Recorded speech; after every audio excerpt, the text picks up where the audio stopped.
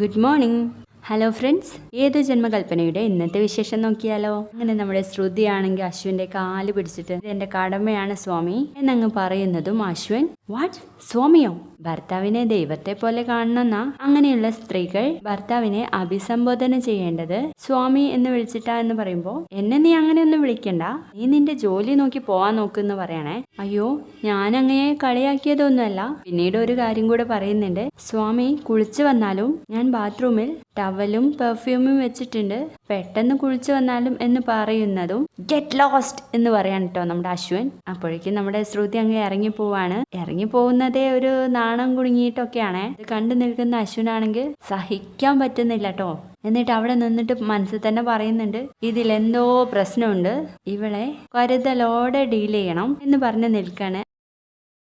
നമ്മുടെ ശ്രുതിയാണെങ്കിൽ രണ്ട് കൈ കൊണ്ടും യെസ് എന്നാക്കി ചിരിച്ചുകൊണ്ടാണ് കേട്ടോ പോകുന്നത്. അതിനുശേഷമാണെങ്കിൽ നമ്മുടെ അശ്വിൻ കുളിച്ചു വരുന്നു. ഷെൽഫിൽ നോക്കുമ്പോൾ ഒറ്റ ഷർട്ട് കാണുന്നുണ്ടാവില്ല. എന്റെ ഷർട്ടൊക്കെ എവിടെ പോയി, ഇവിടെ ആരും ഇല്ലേ എന്ന് ചോദിക്കുന്നതും നമ്മുടെ ശ്രുതി അങ്ങ് ഓടിച്ചെല്ലാണ്. എന്താ സ്വാമി, ഇവിടെയുള്ള എന്റെ ഷർട്ടൊക്കെ എവിടെ?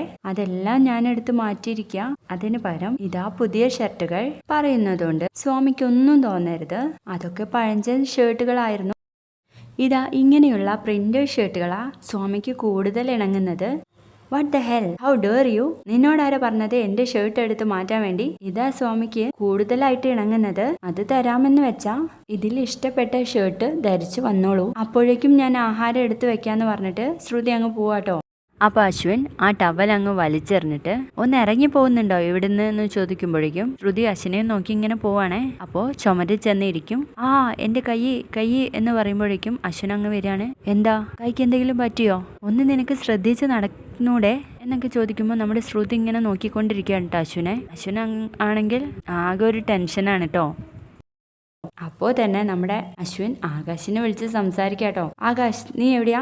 നിന്റെ ഒരു ഷർട്ട് എനിക്ക് വേണമായിരുന്നു. ഷർട്ടോ? എന്തിനാ ഏട്ടാ?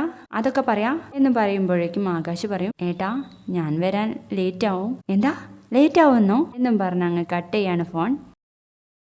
തുടർന്ന് നമ്മുടെ മനോരമയും മോഹനനുമാണ് കേട്ടോ ഫസ്റ്റ് ഭക്ഷണം കഴിക്കാൻ വേണ്ടിയിട്ട് ഇരിക്കുന്നത്. ആ സമയത്ത് പ്രീതിയാണ് വിളമ്പിക്കൊടുക്കുന്നത്. അപ്പോൾ മോഹനൻ, മോളെ ആകാശ് എവിടെ?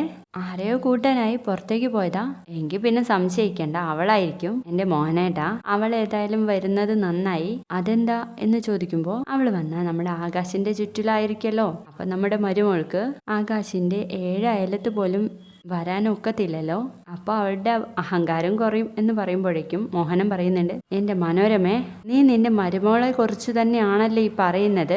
ഇങ്ങനെ അസൂയും കുശുമ്പുള്ള ഒരാളെ ഞാൻ എൻ്റെ ജീവിതത്തിൽ കണ്ടിട്ടില്ല എന്ന് പറയുമ്പോഴേക്കും ഷട്ടപ്പ് മോഹനേട്ടാ, ഷട്ടപ്പ് എന്നും പറഞ്ഞ് പറയാണേ. അപ്പോഴേക്കും പ്രീതി ഇതൊക്കെ കേൾക്കുമ്പോഴേക്കും പ്രീതി ആകെ ഒരു വല്ലായിക ആവാണ് കേട്ടോ മുഖം. എന്താ, എന്ത് കാണാൻ നിൽക്കുക, ഇതൊക്കെ ഇങ്ങോട്ട് സെർവ് ചെയ്യ് എന്നും പറഞ്ഞ് മനോരമ പ്രീതിയെ വഴക്ക് പറയാണേ. അങ്ങനെ നമ്മുടെ അശ്വിനാണെങ്കിൽ ആ ഷർട്ടൊക്കെ ഇട്ട് ഇറങ്ങി വരുന്ന സമയത്ത് ശ്രുതി അടുത്തേക്ക് ചെന്നിട്ട് പറയുന്നുണ്ട്, ഈ ഷർട്ടാണോ ഇട്ടത്? ആ വെള്ളയിൽ പൂക്കളുടെ ഷർട്ട് ഇടുമെന്നാ ഞാൻ വിചാരിച്ചത്. അതായിരുന്നെങ്കിൽ ഇതിനേക്കാൾ ചേരുമായിരുന്നു സ്വാമിക്ക്.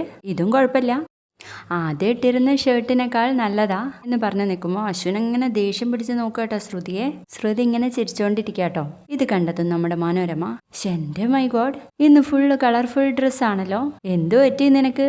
മോഹനേട്ടാ അത് നോക്കിയേ, വെറൈറ്റി ഡ്രസ്സാണ് അവൻ വേറെ ചെയ്തിരിക്കുന്നത് എന്നൊക്കെ പറയുമ്പോഴേക്കും നമ്മുടെ മുത്തശ്ശി അങ്ങോട്ടേക്ക് വരുന്നുണ്ട്. അശ്വിനെ കണ്ടതും നമ്മുടെ ശ്രുതി പറയുന്നുണ്ട്, മുത്തശ്ശി ഞാൻ സെലക്ട് ചെയ്ത് കൊടുത്തതാ ഈ ഷർട്ട്, എങ്ങനെയുണ്ട്? അത് പിന്നെ പറയണോ, നന്നായിട്ടുണ്ട്. ഇപ്പൊ നിന്റെ മുഖത്തേക്ക് വെട്ടും വെളിച്ചൊക്കെ വന്നിട്ടുണ്ടെന്ന് പറയണേ. ഇനി മുതൽ എന്റെ സ്വാമി ഇങ്ങനെയുള്ള ഡ്രസ്സുകളാണ് ധരിക്കാൻ പോകുന്നത് എന്ന് പറയുന്നതും, എന്താ സ്വാമിയോ?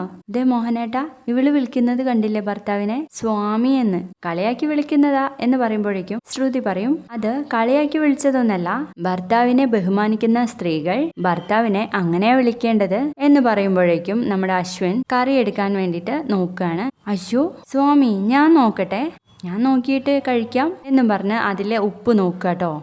ഉപ്പൊക്കെ കറക്റ്റാണ്. ഇതിൽ നെയ്യ് ഒഴിച്ചാൽ ഞാൻ ഉണ്ടാക്കിയിരിക്കുന്നത്. ഇത് ഇഷ്ടമായോ നോക്കിയേ സ്വാമി എന്ന് പറയുന്നതും നമ്മുടെ അശ്വിൻ അങ്ങ് എണീറ്റ് പോവാണ് കേട്ടോ, ദേഷ്യം പിടിച്ചിട്ട്. അപ്പോഴേക്കും നമ്മുടെ മനോരമ പറയുന്നുണ്ട്, നിനക്കൊക്കെ എന്തിന്റെ കേടാടി?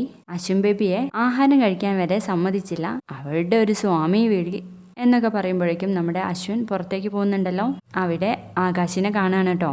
എന്താ ഏട്ടാ ഈ ഡ്രസ്സിൽ എന്ന് ചോദിക്കുമ്പോഴേക്കും ആകാശ് നിന്റെ ഒരു ഷർട്ട് എനിക്ക് വേണം, പെട്ടെന്ന് വാ എന്ന് പറഞ്ഞിട്ട് കൂട്ടിയിട്ട് പോവാണ്. ആ സമയത്ത് ശ്രുതി ആകാശേട്ടാ എന്ന് വിളിക്കുമ്പോഴേക്കും ആകാശ് പറയും ശ്രുതി ഒരു മിനിറ്റ്, ഞാനൊന്ന് ഏട്ടൻ്റെ കൂടെ പോയിട്ട് വരാം എന്ന് പറഞ്ഞിട്ട് മുകളിലേക്ക് പോവാണ്.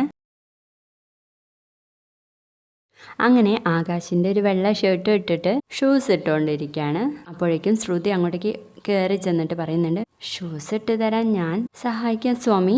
ഇന്നലെ വരെ ഞാൻ ഒറ്റയ്ക്കായിരുന്നു ഷൂ ഇട്ടത്, ഇനി അതിൻ്റെ ആവശ്യമില്ല, എനിക്ക് ആരുടെയും സഹായം വേണ്ട എന്നൊക്കെ പറയണേ. അപ്പോഴേക്കും നമ്മുടെ ശ്രുതി ഒന്നും മിണ്ടാതെ ഇരിക്കുകയാണ്. എന്നിട്ട് ഒരു ഷെൽഫിലേക്ക് നോക്കുമ്പോൾ അവിടെ ഒരു കുങ്കുമത്തിൻ്റെ ചെപ്പ് കാണാം. അവിടെ പോയി നോക്കുമ്പോൾ കുങ്കുമം ഉണ്ടാവില്ല കേട്ടോ. അയ്യോ, സ്വാമിക്ക് അണിയാൻ കുങ്കുമം ഇല്ലല്ലോ, ഞാൻ അഞ്ജലി ചേച്ചിയുടെ റൂമിൽ പോയി വന്ന് എടുത്താലോ?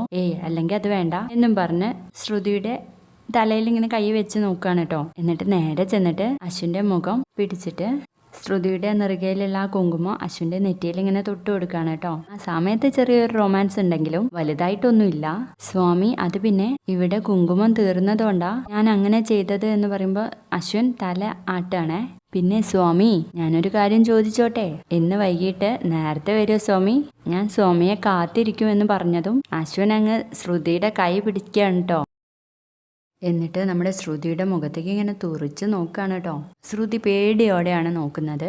നിന്റെ ഈ അഭിനയം എന്തിനു വേണ്ടിയാണെന്നൊക്കെ എനിക്കറിയാം, അത് എൻ്റെ അടുത്ത് നടക്കില്ല, സ്റ്റോപ്പ് ദിസ് നോൺസെൻസ് എന്ന് പറഞ്ഞ കൈ അങ്ങ് താഴേക്ക് ഇട്ടിട്ട് നമ്മുടെ അശ്വിൻ അങ്ങ് പോവാണ് കേട്ടോ. ആ സമയത്ത് നമ്മുടെ ശ്രുതി ആണെങ്കിൽ അവിടെ നിന്ന് പറയുന്നുണ്ട്, സ്വാമി വളരെ ദേഷ്യത്തിലാണല്ലോ, എന്തു തന്നെ ആയാലും ഞാൻ എൻ്റെ ലക്ഷ്യത്തിൽ നിന്ന് പിന്മാറില്ല, നിങ്ങളെ എൻ്റെ വരുതിയിൽ കൊണ്ടുവരിക തന്നെ ചെയ്യും എന്നും പറഞ്ഞ് അവിടെ തന്നെ നിൽക്കുകയാണ്. തുടർന്ന് മിസ് ബിക്ക് വേണ്ടിയിട്ട് നമ്മുടെ മുത്തശ്ശി പായസം റെഡിയാക്കാണ്. അപ്പോഴേക്കും നമ്മുടെ മനോരമ ചെന്നിട്ട് മിസ് ബിക്ക് വേണ്ടിയിട്ടാണോ പായസം റെഡിയാക്കുന്നത്? അവൾക്ക് മുന്തിരിയുടെയും കശുവണ്ടിയുടെയും ടേസ്റ്റാണ് മുന്നിൽ നിൽക്കേണ്ടത് എന്ന് പറയുമ്പോൾ മുത്തശ്ശി പറയുന്നുണ്ട്, പിന്നെ ഞാൻ അവൾക്ക് ആദ്യമായിട്ടാണല്ലോ പായസം ഉണ്ടാക്കി കൊടുക്കുന്നത് എന്നൊക്കെ പറയുമ്പോഴേക്കും നമ്മുടെ ശ്രുതി അങ്ങോട്ടേക്ക് വരികയാണ്. ഇതെന്താ മുത്തശ്ശി പായസം ഉണ്ടാക്കുകയാണോ എന്ന് ചോദിക്കുമ്പോൾ മുത്തശ്ശി പറയും, നിനക്കിന്ന് ട്യൂഷൻ ഉണ്ടോ? ഇല്ല മുത്തശ്ശി, ശനിയും ഞായറും കുട്ടികൾക്ക് സ്കൂൾ അവധിയാണല്ലോ, അതുകൊണ്ട് ഇന്ന് അവരോട് വരണ്ട എന്ന് പറഞ്ഞു എന്ന് പറയണേ. അപ്പോഴേക്കും നമ്മുടെ മനോരമ ചോദിക്കും, നിന്റെ ട്യൂഷൻ കുട്ടികൾ നല്ല സ്റ്റാൻഡേർഡ് ഉള്ള സ്കൂളിൽ തന്നെയാണോ പഠിപ്പിക്കുന്നത്? ആയിരിക്കില്ല, നീയല്ലേ അവരെ പഠിപ്പിക്കുന്നത്, അപ്പൊ അങ്ങനെയുള്ള കുട്ടികളെ നിനക്ക് കിട്ടുള്ളൂ. ഇത് കേൾക്കുന്ന മുത്തശ്ശിക്ക് അങ്ങ് ചൂടാവാണ് കേട്ടോ. അല്ല, ഈ പറയുന്ന നീ എവിടെയാ പഠിച്ചത് എന്ന് ചോദിക്കാട്ടോ. എന്റെ സ്കൂളിന്റെ പേര് കേട്ട അമ്മ ഞെട്ടും, എന്നാ ഞാനൊന്ന് ഞെട്ടട്ടെ, നീ സ്കൂളിന്റെ പേര് പറ എന്ന് പറയുമ്പോഴേക്കും ഞാനൊരു ഇംഗ്ലീഷ് മീഡിയം സ്കൂളിലായിരുന്നു പഠിച്ചത്, ആ സ്കൂളിനെ കുറിച്ച് എത്ര ഓർമ്മകൾ എന്നൊക്കെ പറയുമ്പോഴേക്കും മുത്തശ്ശി പറയും, ഇംഗ്ലീഷ് മീഡിയം സ്കൂളിൽ പഠിച്ചതുകൊണ്ടായിരിക്കും നിനക്ക് സ്കൂളിൻ്റെ പേര് വരെ അറിയാത്തതല്ലേ എന്ന് ചോദിക്കുമ്പോൾ ഒന്ന് ചമ്മി പോവാണ് കേട്ടോ മനോരമ. ആകാശനെയും അങ്ങനെ നല്ല മിക്സഡ് സ്കൂളിൽ പഠിപ്പിക്കുകയായിരുന്നു നന്നായിരുന്നത് എങ്കിൽ അവന് വിവരവും വിദ്യാഭ്യാസമുള്ള ഏതെങ്കിലും പെണ്ണിനെ കിട്ടുമായിരുന്നു എന്ന് പറയുമ്പോൾ പ്രീതിയുടെ മുഖം ആകെ അങ്ങ് വാടാണേ. അത് നോക്കി നിൽക്കുകയാണ് നമ്മുടെ ശ്രുതി. ഇതോടെ ഇന്നത്തെ എപ്പിസോഡ് കഴിയാണ്. വീഡിയോ ഇഷ്ടപ്പെട്ടാൽ തീർച്ചയായിട്ടും ലൈക്ക് ചെയ്യണേ. ബൈ.